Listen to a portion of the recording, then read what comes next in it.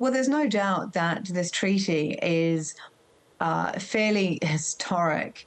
There's no coincidence that it was signed on the sidelines of last week's Pacific Islands Forum in Cook Islands. Certainly both parties would have probably been looking for legitimacy and for regional support.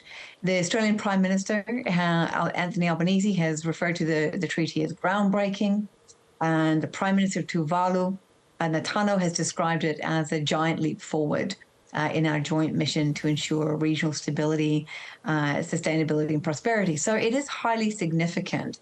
It's the first time that Australia has entered into a treaty of this kind with any Pacific Island country.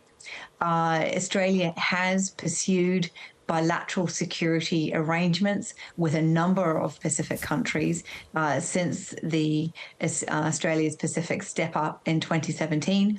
And of course, Australia is also responsible for the defence of the Kiribati and Nauru as well.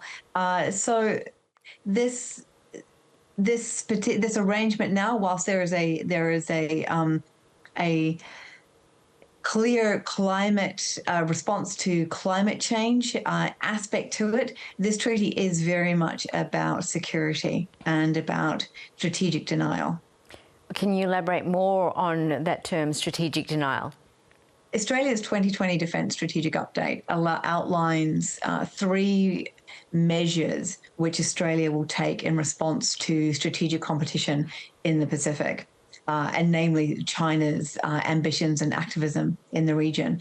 And those 3 measures are to shape the strategic environment, to deter actions against Australian interests, and also to respond in a credible way.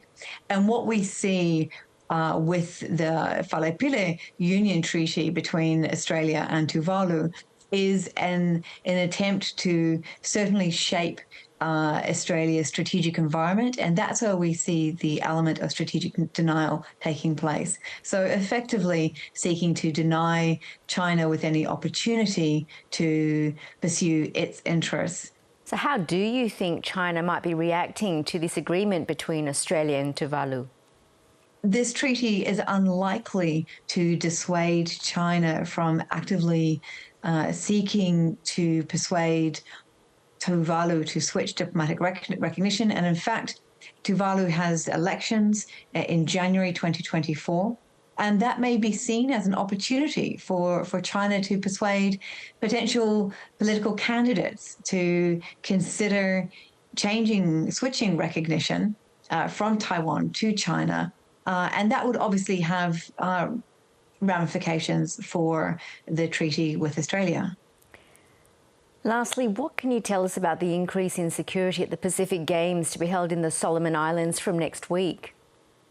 Well, I think we need to be clear that this is not necessarily a case of there being credible security threats on the streets of Honiara during the Pacific Games, but rather the increased police numbers are an effort to deter any potential unrest, but also importantly in Solomon Islands we see competition between Australia and China in the security sector. Both Australia and China will have police on the ground.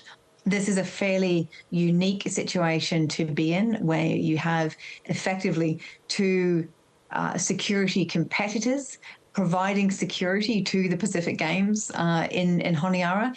And so Australia is bringing in considerable numbers of security personnel into Honiara, and that we can only assume is to both deter any potential unrest, but also to send a strong message to China and to those Chinese security personnel who are also on the ground too.